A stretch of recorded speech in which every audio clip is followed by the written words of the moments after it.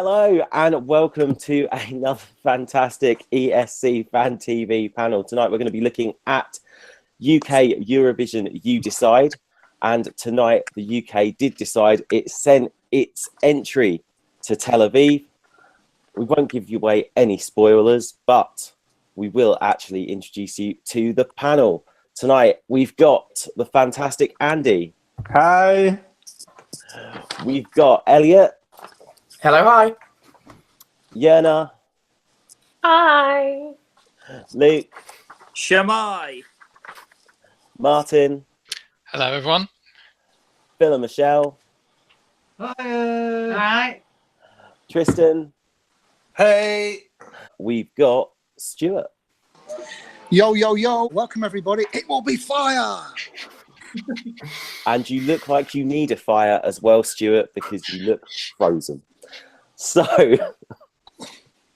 tonight, 6 acts competed to take part in Eurovision.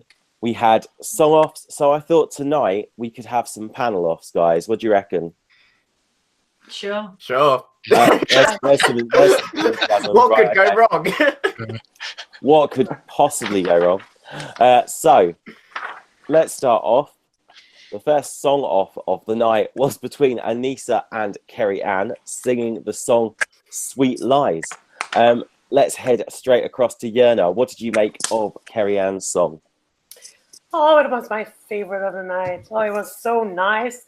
The vocals were also quite good. It can always be better. She could improve a little more. But I really liked her version over Annalisa's. It's a really dancey pop number. I really like it.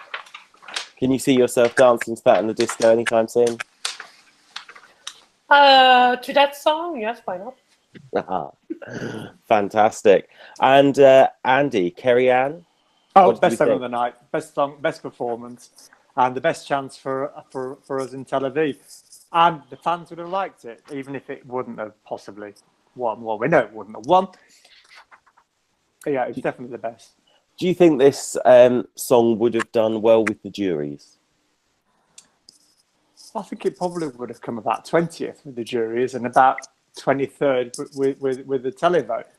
But it was still far and away the best performance and the best song tonight. Okay, so that's what Andy and Yerna think of Kerrie-Anne, but we now need to panel that off.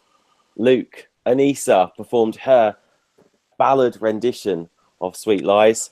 I know it was Stuart's favourite. Earlier when we reviewed it beforehand, I did say there'd be red roses in the background and things like that. That was 100% true. Was this your choice? No, I much preferred Kerrie-Anne's version. I thought the second version was just... The second version was boring, let's just put it that way. It had no oomph to it, whereas Kerrie-Anne had much more, oomph to it. Okay, but Elliot, just bring you into this. Surely you could feel the emotion behind Anissa's performance.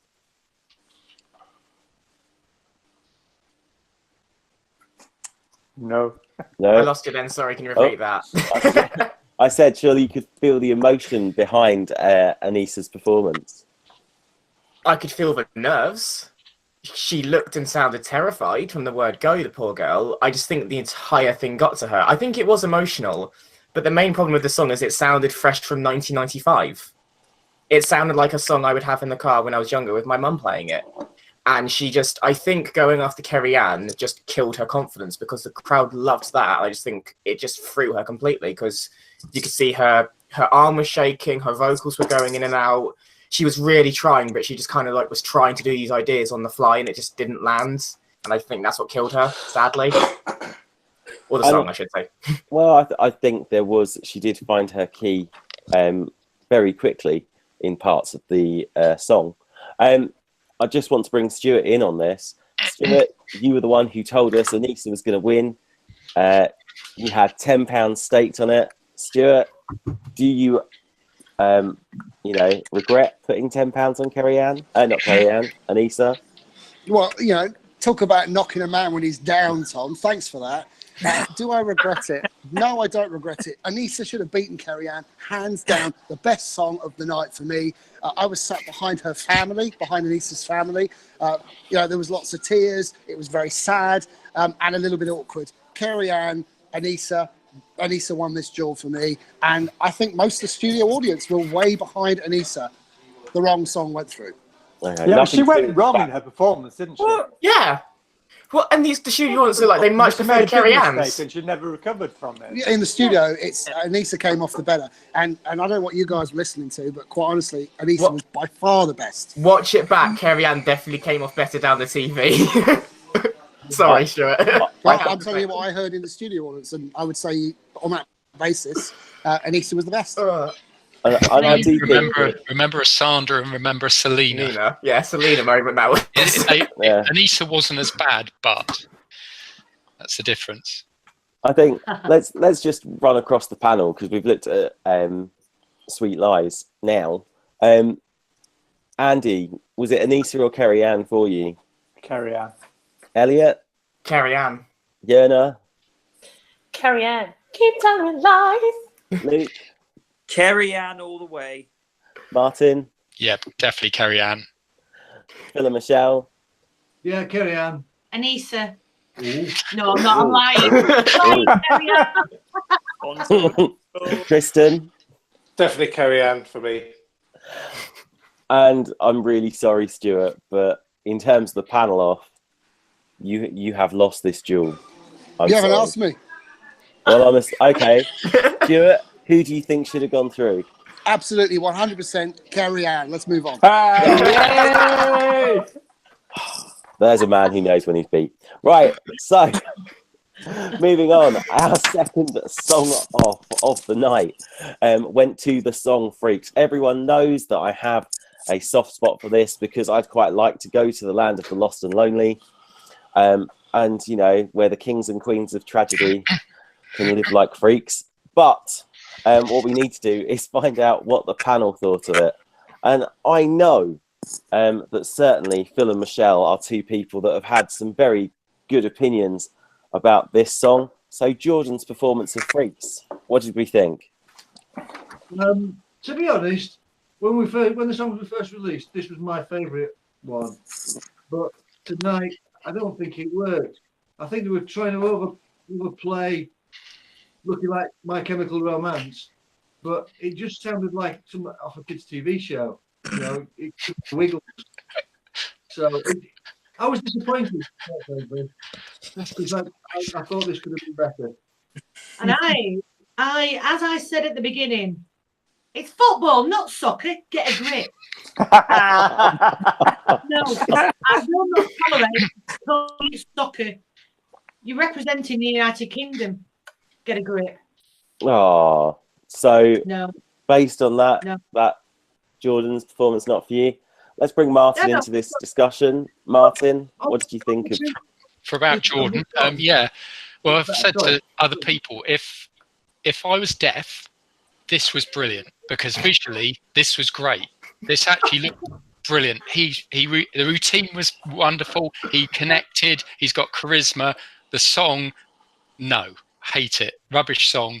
He deserved a better song. If he had had one of the other two songs, I think he would have been a contender. But with Freaks, no. Oh, I mean, I had a soft spot for Freaks, but obviously, you know, the performance didn't really hit the spot, I think, this evening. I think I could see what he was trying to do. It needed to be a bit bolder in how it was presented. But we did have another contender for the song off, and that was the group Made, who sung their own version of Freaks. Now, I know Tristan in particular was very much telling us the benefits of this when it was first released. Tristan, what did you think? I personally preferred Jordan's version, but I really liked the all those little changes in the Maid's version. That way that it goes down those minor keys. The Paschal Bell, there's much stronger sort of like the Paschal Bell canon in D minor sort of D major, the influence of that, which I just a chord structure that works really well, and I loved their version of it.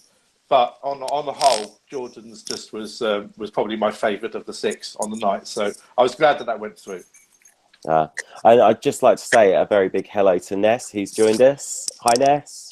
Hello. Hello. So, Maid's version of Freaks is where we're up to. We're having some panel offs at the moment. What did you like about Maid's version of Freaks? What did I like? I thought I hated the choreography, but actually that was probably the best thing about it. Is that a bit harsh? I agree with that. Yeah. Do you know what? I'm going to save my opinion for the moment. Do you know what? I'm gonna let the panel have their decision on this. Let's go for the total panel off. I finished with Stuart last time, so I'm going to start with Stuart. Stuart, was it Jordan or Maid for you? This is a real tough one, Tom, because in the words of Queen Michelle Harrison, oh God, it was awful. And that's what I thought about both songs. Joe, who's with me, really likes Jordan. Quite honestly, I couldn't wait for either to end. So I'm not voting on this one. Oh, how could it be a panel off if you don't vote? Oh, right. We're going to have to go across to Tristan. Tristan, Jordan or Maid? It was definitely Jordan for me. Well, I did like Maid's version, but it's Jordan. Okay. Ness? Can I abstain as well? No.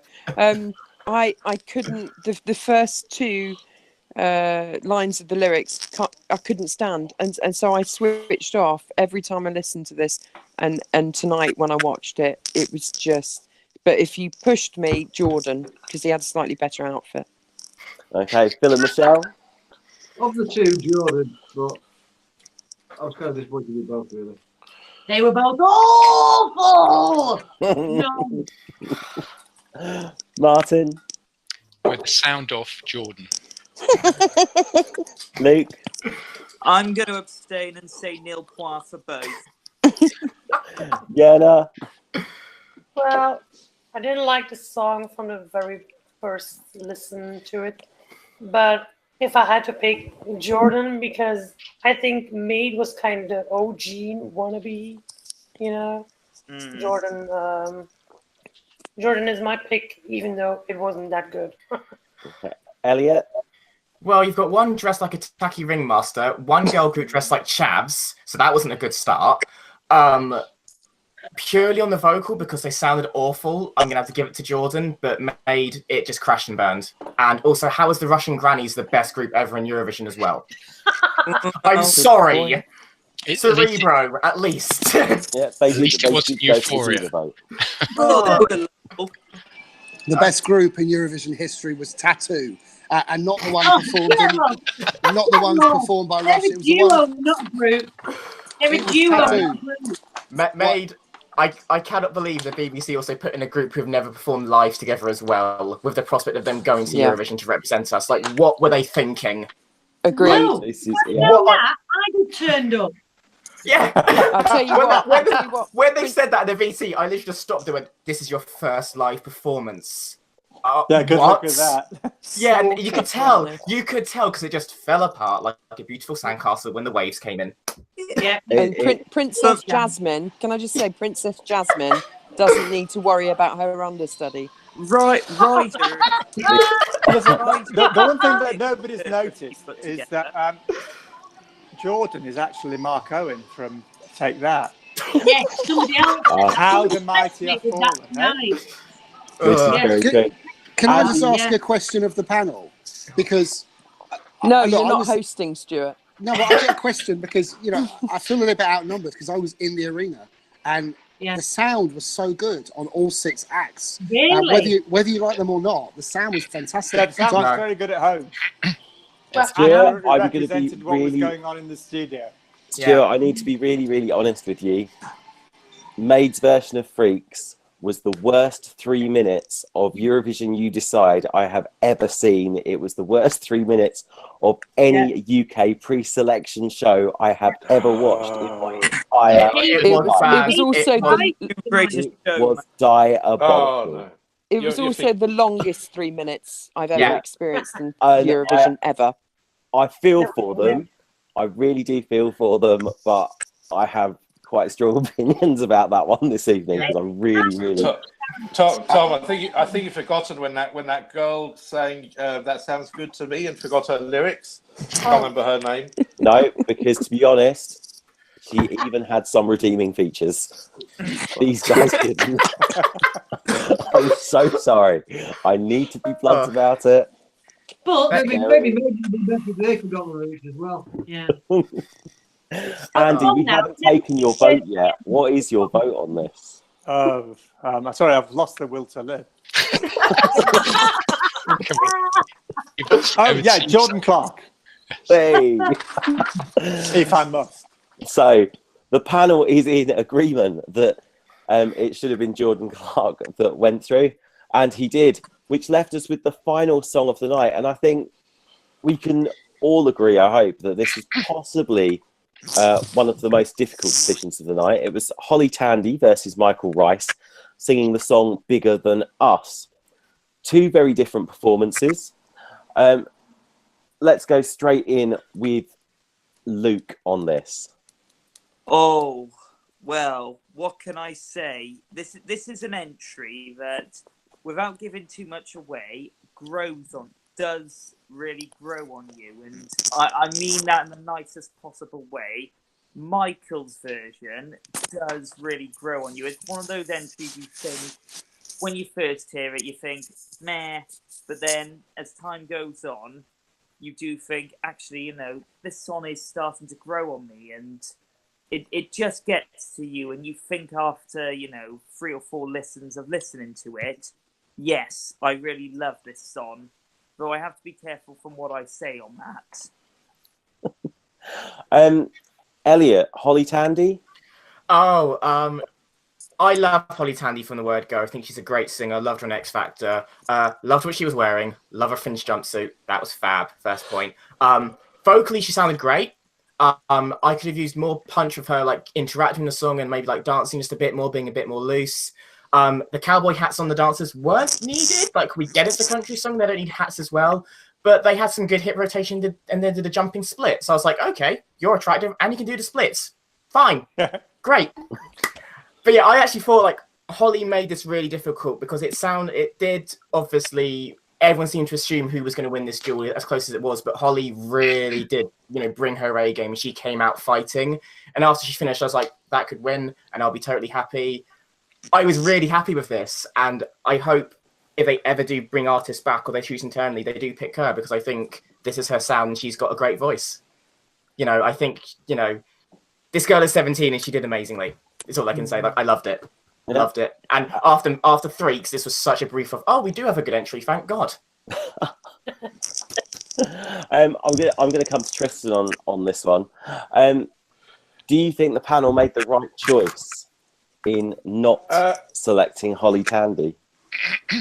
I think they made the right choice as far as getting a better result in Tel Aviv, because I think that will do better. Personally, I preferred Holly simply because she was a better singer and there was a lot of energy on the stage, and I quite like that country twang that she added to it. But on the whole, I think they probably made the right decision if we want to get a better result. Okay. And you have alluded to the decision. It was Michael Rice that took home the bacon, as it were, claiming victory in the panel vote. Was this the performance that really stood out for you, Phil and Michelle? I would say it looked obvious that this was the one the BBC wanted everyone to pick, but I actually preferred Holly's version. It just seemed like your typical off-the-shelf British Eurovision entry, and I think it's just going to get lost. That's the problem I have with this one. Well, something really strange has happened because Phil's right. I didn't think I was that drunk, but apparently I am. I agree with him. I think that Holly was better, and it's just middle of the road. Meh. It's going to get lost at Eurovision.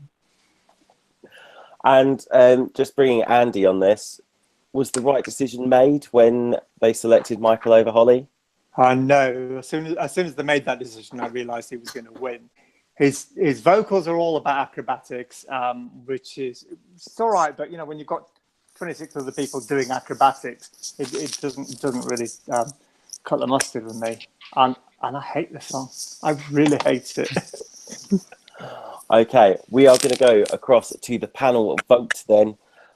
And I think this one could be quite interesting. I'm going to go to Ness first. Do you know what? I knew Michael would get it. I think Holly shouldn't have had the backing singers she had.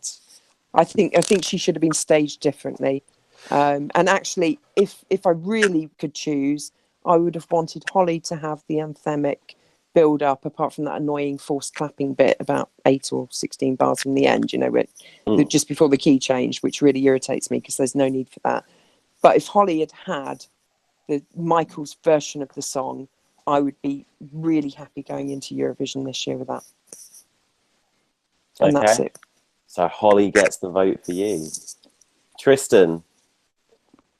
Yeah, Holly for me.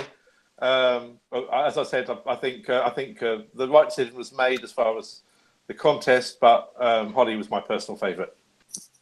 Stuart? Well, look, we are going into the Eurovision Song Contest to try and get a decent result. We haven't been we haven't been in the top 10 for 7 or 8 years, might even be 10 years. Can this do well for the UK? Yeah, I think it can, actually. I don't agree that it's a bad song. I think it's a good song. I think he's a phenomenal singer. I was very fortunate enough to meet Holly and him last night. They're really nice kids. I wish him the best. I think this could actually surprise a lot of people and give us one of our best results in many, many years. Good luck to him. Okay. Phil and Michelle, Holly or Michael? I would say Holly, but without the cowboys. Holly. Luke? Well, I'm going to say Michael, and I'm going to treat this with a bit of caution for when I said that basically that I think, we could be on for a good result. It's growing on you. The last time I said that, bearing in mind, we ended up with the worst result possible at the Eurovision Song Contest. Was that Gemini, Luke? No, it was Electro Velvet, fun enough. Oh, God, even worse. Wipe that from my memory. Yana, was it Holly or Michael for you? I like them both, but I did like Michael's version a little better than Holly's. I thought he was really good at singing, and the vocals were really good. Yeah, maybe a little different, of the staging and outfit, but yeah, Michael was for me the better one. Okay, Elliot. Oh, this is really tough. I would have loved Holly purely because I don't think we've had a female country pop song since Joan Franco. It's been years since country's really heavily featured in Eurovision, so we would have totally stood out. But Michael did absolutely smash it with each performance, and I do honestly believe he can get top 10 in the jury at Eurovision. I fully believe he can. Look what Cesar did, look what Lucy Jones did. So I think for Eurovision, Michael was the right choice. And Andy? Oh, Tolly Handy.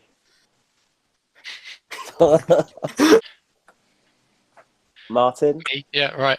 On the first run, I would have gone with Holly because I think it was a better overall performance. I enjoyed it more. The choreography fitted in more with her song style.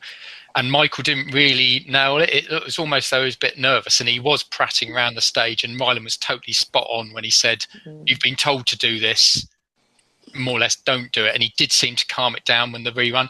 When he was in the super final, if we call it that, Michael was far better, and it was the best choice on the night by far. So probably overall I'd have gone for Michael. Now, Martin, you've been keeping an eye on the chat room for us this evening as well. What is the chat room saying about our choices and about the panel's choices this evening? Well, there's quite a few. There's 19 people watching. First thing was, before we'd even started talking, Orion said UK just no. So, yeah, good one there. David Ryan, not 896, is back again. So he's, he was the only one Melody Festival. Let's see. I can't. Let's see. I'm trying to see what he's He didn't like Maid, Burn Maid. Best performances of the night was down to Bigger Than Us, and he's reckoned that we had a tough choice to whoever. Then there's Edson Portatio, his second place run, but he felt that Kerrie-Anne was flat in the live and needed a better backing singer. And he thinks that Bigger Than Us is the best choice because he thinks that we're going to be in a bop heavy year, so a power ballad might do well. And in fact, there's a few others saying that they liked that. There's a couple of people, Ryan and Jess, the emo kitty, liked Freaks by Jordan. So there you go. But in fact, the big winner this evening is Joanna's hair, because there's about 4 different people that like your blonde hair. There you go. Oh, thank you. And that's what chat room's saying. I want to actually pick up the panel on that. Yeah. Andy and Stuart, I think if there's a panel off to be had, I think it's Holly versus Michael. I know, Andy, you're very pro Holly. And I know Stuart is getting behind Michael. Not listening. I beg your pardon. Never confused. You keep looking behind you, Stuart. I am now. You're expecting somebody coming up your rear. So anyway, it's no wonder that the There's a BBC first for have everything. already announced that it's an internal selection next year. No Have more they already additions. announced the internal selection? Yeah. They said unless we do very well with this way of choosing a song, it's back to an internal selection. Well, but that's because we've got a change of personnel in the BBC. It's still the same head of PR was here today. I think this is a song which could do really, really well, and it's let's get behind it. That's our song going into May. Yeah. The deed is done now. Let's get behind it and wish him the best. If he does badly and comes bottom 5, which let's face it, that's what we always do, then so be it. But this may be the year. Could we not just send Suri with that version of Storm? No, that was phenomenal. Oh no, that was brilliant. It would have been top 10 if she'd have been allowed to do it that way. This may surprise. I get it won't. Not everyone will like it, and clearly on this panel we're fairly split. And I'll be honest, it's not my favourite. But I will get behind this now. And I do think it could pull an upset and see us on the left-hand side of the scoreboard in May. I think what we need to remember is that the winner of Eurovision in the last 3 to 4 years has been an opinion split at the moment it's been released, like this song is. Netta divided opinion. Salvador split the camp. Jamala split the camp. All you need is that devoted amount and you can win or do very, very well. And that's what you said. Everyone expecting the UK to do rubbish. No one's expecting Michael to, win it or anything. But let's support him. Let's give him support. He's been really vocal and really thankful online for all the support he's had and been really interactive with people. Let's give it back. Let's get behind him. This is our song now. Love it or hate it, he's our entrant. And I'm really happy he's going because he looks like he really wants to do it and genuinely proud to represent his country. Yeah, that's I want at the end of the day. He's going to be an amazing ambassador. So I am all for Michael to go. Yeah. And I'm going to go there and I'm going to say that he can win Eurovision. Now, one question I have got left for the panel this evening before I start to wrap things up, and I'm going to pose this one to Ness straight away. The BBC tried a new format for You Decide this year. We had song-offs, we had Suri almost like handing over, which we didn't really have beforehand. We had an interval act, if you will, as well. We had heard the final 3 songs more than once. We heard them twice. Did this format work for you? I think there should have been a wider selection of songs. It was an interesting concept, definitely worth trying. Loved the interval, loved the fact that you had Bucks Fizz, you had the tribute, the homage, maybe replicating Stockholm a little bit, but it was all in good jest, and obviously Marn's doing his thing. What I would say is, and I know we reflected a little bit in the messaging whilst we were watching, I did feel like I was being steered towards the song. So it doesn't ever feel like you've got a proper choice about what's going to win. It just feels like it's a fait accompli, really. So, but there you go. That's my conspiracy theory on the BBC. No, that's fine. I want to bring Yerna in on this as well. Do you think there was a conspiracy theory? Do you think they were trying to steer the votes towards the song Bigger Than Us and ultimately Michael's performance of it? Yeah, I had that feeling as well that they wanted us to, well, you guys, because I can't vote, that they wanted you guys to vote for Michael because the jury, they also were like, better critiques for Michael than the other ones. So, but the show was better than last year, I think, because it's a great concept. I agree with Vanessa, but 3 songs was a little less. I wanted like maybe 5 or something, 5 songs, and then the interval act was really nice. I really liked that one. That was the best part of the show, actually, for me. But yeah, you could continue on this kind of selection. It was an enjoyable interval act. Now, Stuart, as someone who was in Manchester, actually seeing it unfold, and as someone who went to the Dome in Brighton last year as well, how does this compare? Did the show work for you, or do you think they should go back to how it was last year? What are your thoughts? Look, it's a TV show, and the BBC worries about the viewing public. Did it work as a TV show? Yeah, I think it does. It created a level of tension, and it encouraged people to vote, which I think is what it's intended to do. So yeah, I think it works as a concept. Andy's point's right, though. Will it work in Tel Aviv? It can work. Will it work? Guess we'll only find out in May, but it certainly has promise. Now, my final question for the panel this evening, which I think is all very predictable, and it's where do we think Michael is going to come in Tel Aviv?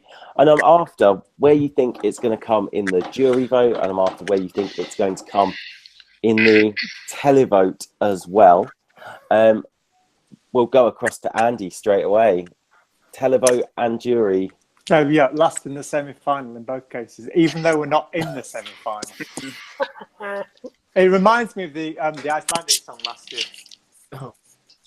Okay. Good singer and just crashes. That's not as worthy as that.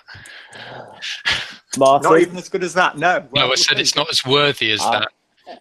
Not as preachy. Well, as said before, when we were talking about like Bilal, it's difficult at this stage. I mean, if it's in a field where everything else is up tempo, then yeah, this could stand out. I think he's probably going to be calmed down, that he won't move around. It'll just be singing. It'll be quite epic. They'll try and make it so they can get the gospel effect from the backing singers as well. So I think this will do quite well with the juries if he nails it all the time. So, top half juries, possibly could be top half for televoters. So I think we could be, hopefully, fingers crossed, we're looking at least a top half. But it's really so much dependent on everything else. And we've still got very little idea. We've still got 37, 38 to go, haven't we? This is true. Tristan, where would you place this with the juries? I think both of them will have the mid table. So I think might end up sort of middle roughly. It's really getting a little bit of momentum. The song.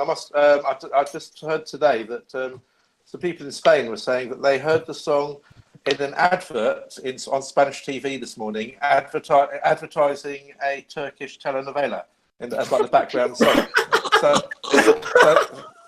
So that's, which is quite interesting, because it's and it was Michael's version. It was like the background music advertising a telenovela on Spanish TV, a Turkish one no less. So it's definitely somehow it's hitting a chord out there. So it might do quite well. Elliot, do you reckon this is going to do better than Lucy Jones managed? She's our best recent result, 15th. It's so difficult. Again, we're only 5 songs in, so it's impossible to call at this point. But just looking at selections and what we know what's going to happen, we know Tamta's going to send an up-tempo Eleni Frolera rip-off. So we got that. It's better than Bilal. It's better than The Vendor. I think it is the best song of the 5 so far we've got. I can easily see this being between 5th and 10th in a jury because he has got an amazing voice we cannot deny, and juries run to that. You know, we look at Cesar. He won the jury vote. I hated that song, but the juries loved it. Televote is going to be its downfall. I probably see it getting, maybe 15th at a push. You know, he's so likable, but Suri was also extremely likable and loved on social media, and she still did really poorly in the televote. Overall, I can see this between 11th to 18th, which I would be happy with because I really want us to get on the left-hand side, and I think we could scrape it, but we'll need a huge jury score, which we could do, because at the minute, you know, we've got Bilal with this Conchita queer anthem ripoff, which is dreadful, Lavender, which could fall apart on stage for being too manic, and Lake Malawi's weird Brit pop indie song, and, you know, Albania's very passionate song, which could get lost in the semi-final. So out of the 3 guaranteed in the final, this is the strongest song by a mile so far. Now, you've mentioned the fact that we could be after a poor televoting result. Yerna, as the one person on the panel this evening who will actually potentially be able to pick up the phone and vote for the United Kingdom on the night, is this a song you can see yourself picking up the phone and dialing for? Depends on what our songs are competing. You know, I always wait to like make my big top if all the songs are released. But yeah, I could vote for this one. I think result-wise, it'll be like 15-ish. Like around that number. So, but I do hope you guys do way better than that, because it's been 10 years. So it has. You need a little push. Don't remind us like Mons decided to do in the interval, just rattling off the numbers. That was depressing. Yeah, that. It's like we know. Yeah. Now I'm going to have to go to the optimist on this one, Stuart. I'm looking for a definite position here. Where are we going to come? Well, I think in the juries, there's every chance we'll be top 10.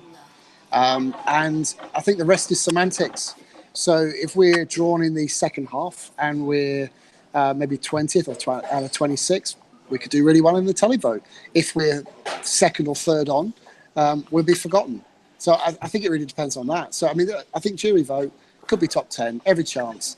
Could be top 10 televote as well. So I've listened to what everyone said, and you know, so far, we're all sort of saying there's every chance we're going to be on the left-hand side, which I think is pretty good compared to where we have been after our song selection in the past. Positive. And finally, Martin, what's the chat room saying? Let's have a look. Most of it was talking about the format, and I think a lot of people are actually saying they liked it. Some people, Edson Portacio doesn't like the panel. In fact, he was saying they should have used the All Together Now panel. Imagine having 100 people voting on all those. Others saying that they'd like more songs, but we know that the UK are probably 6 maximum.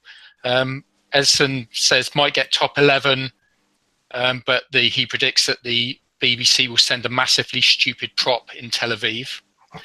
And David Rice saying at least UK goes to a mid-table finish for now, but there are obviously more songs coming up. So that's basically it on the sort of second half of the chat we've had. So it won't be as stupid as the prop that Kate Miller Heike has for her national final performance tomorrow. It won't be as stupid as that. Yes, we can talk. That'll be tomorrow night, won't it? Yeah, that is tomorrow night. Now, one thing I'm going to pick up. I can't remember, Martin, but I will do a shout out to the person that said it should have been the All Together Now panel. I don't think it should have been the All Together Now panel. I think it should have been the ESC Fan TV panel that was there on the stage helping make those decisions tonight, because I think we would have done an absolutely fantastic job. We would have been there hours debating, though. I'm not allowed on the telly. For the watershed. Fire! You're not allowed on the telly. I would have selected another song instead of 3. I think it's fair to say. I think it's fair to say we are the master debaters. Of course we are. Now, tomorrow night we are back. Melody Festival and semi-final 2 is on tomorrow night, so we're reviewing that. Australia Decides is on tomorrow morning, and your host for tomorrow night, Stuart, you're going to be back. What can we expect from you tomorrow evening? Well, Tom, thank you for asking. We're going to have a fantastic show tomorrow night, semi-final 2 of Melody Festivalen. We've got Andreas Jonsson and many other acts. We've got Liamu and his duet partner, and we'll be talking Australia. Will Courtney Act do it for Australia, or will we see Kate Miller-Heidke or Shepherd, or maybe Electric Fields? Tune in tomorrow night, 9 o'clock GMT, 10 p.m. Central European Time. It's going to be fire. Fuego. Fuego. And I have to say, it's Electric Fields all the way for me tomorrow. But I'm sure I may change my mind by the time we actually see the performances. I might still be up because I'm watching Italy. Time to stock up on the Pro Plus, Andy. Oh yeah, I forgot to say actually, I think Andy's going to drop by and give us the update on San Remo tomorrow. Yeah, I won't be listening to you lot. Yeah, but given it's 10 o'clock, you'll probably only be on song 2 by then, won't you? Yeah, possibly. So of course we are live tomorrow, but the one thing that does remain for me to do is to thank my fantastic panel this evening. Thank you to Andy. Bigger. Elliot. Thank you. Have Wiedersehen. Yenna. Yay, thank you. Luke. Diolch yn fawr iawn. Martin.